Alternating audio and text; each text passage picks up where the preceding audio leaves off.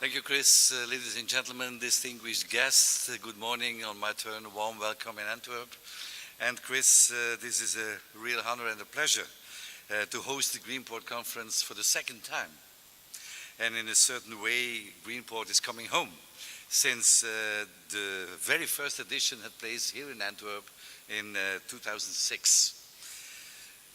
Ladies and gentlemen, some of you have participated yesterday afternoon in the launch of our second sustainability report.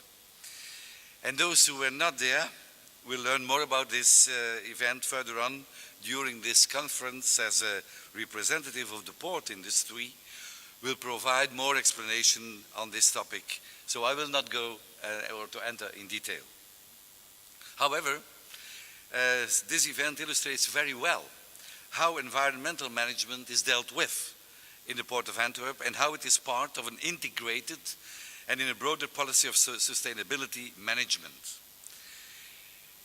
It reflects how environmental management is a job for everybody and not just for the environmental manager or a particular department of the global Port Authority.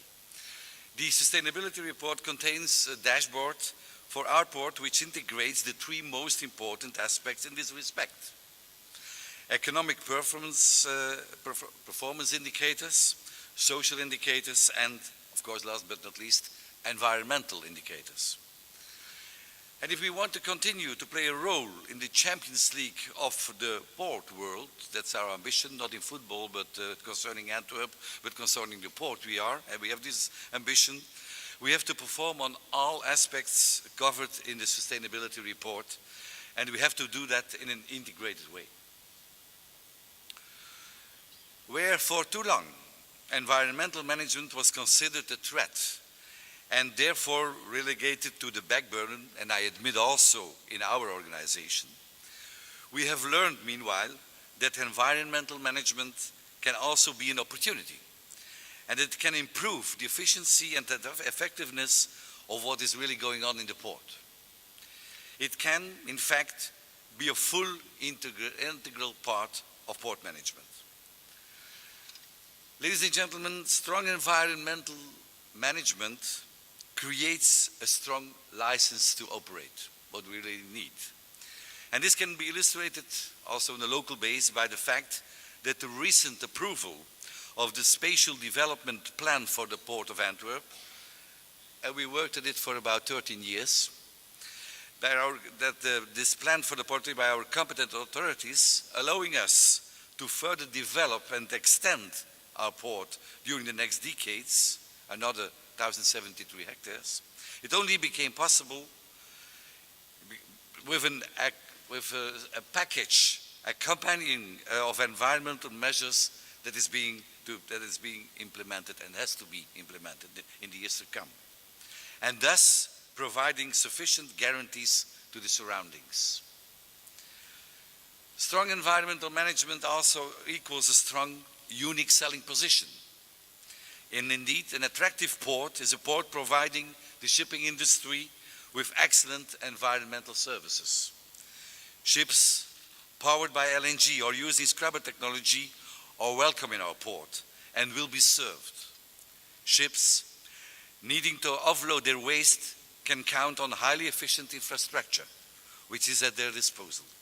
And indeed, an area where the environmental quality is managed and guaranteed is always more attractive to an investor compared to an area where the environment quality is not managed or available. A reliable port is a port where things are organized in such a way that obtaining a permit is a smooth and reliable process, and not something on which the outcome is completely uncertain and depend on a number of factors which are not under control. We just changed some words about it, Isabel, a few moments ago. Ladies and gentlemen, a well-defined level playing field is important for sustainable business development. And indeed, with reliable and well-founded knowledge, it will be possible to conduct debates on a rational basis and not on an emotional basis, on a set of emotions. It may be clear that in all these aspects, the Port Authority can make the difference and take up its role just as it does in other fields or aspects of port management, and with the same tools as it does in these other fields. Environmental management is a part of a port management, which in the end should not be looked at in a different way. Port management and environmental management go hand in hand. And indeed, in line with the ESPO's Green Guide, the role of port authorities will be the leitmotif during this Congress. We will not only focus on best practices in terms of new technologies for day-to-day port operations, but we will also address these issues on another level. Which factors make or break a technological innovation? And just a few examples. What are the triggers to accelerate market penetration of a green technology? What are the key elements to turn a concept or a technique into a success or a failure? This is where environmental policy pops in. Indeed, strong policy incentives can be given to green innovation through, for example, providing specific subsidy schemes, adopting clear regulatory frameworks, approving uniformed technical standards, and so on and so on. And more specifically, the upcoming Congress will look into the role that European port authorities can play when it comes to greening their port. And indeed, most European ports can play an important role through an innovative environmental policy of investing, stimulating, supporting, anticipating, facilitating, and informing.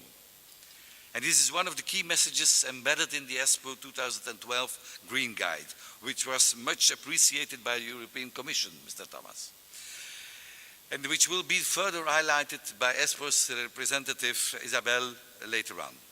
And according to the 5E theory presented in the Green Guide, port authorities can trigger environmental breakthroughs within their port areas by exemplifying, port authorities leading the way by example, enabling, port authorities providing the right infrastructural and operational conditions, encouraging, port authorities giving the right incentives to port users, engaging, port authorities acting side by side with port users towards environmental improvement, and late, enforcing, port authorities ensuring compliance with good environmental practice. Ladies and gentlemen, in line with the ESPO Green Guide, the Antwerp Port Authority is committed to taking up its role in moving towards a more sustainable port. We do believe that other port authorities show this commitment as well, although the status, the role and the power of port authorities vary significantly throughout the European Union. We believe that this 5E approach, which will be further highlighted in a moment, is very relevant against the background of Europe's growing attention for sound port management and for the behavior of port authorities, especially when building port infrastructure, granting land concessions, setting port due tariffs, and organizing port-related services. But most of all, the coming 2 days, the Antwerp Port Authority hopes to trigger a challenging debate on the ways to integrate an ambitious sustainability agenda in a highly competitive market, faced with harsh and unpredictable market conditions. And we really look forward to sharing with you experiences and viewpoints on sustainable port management. We hope that this Congress will please you, and of course that also the City of Antwerp will please you. Thank you very much for your attention.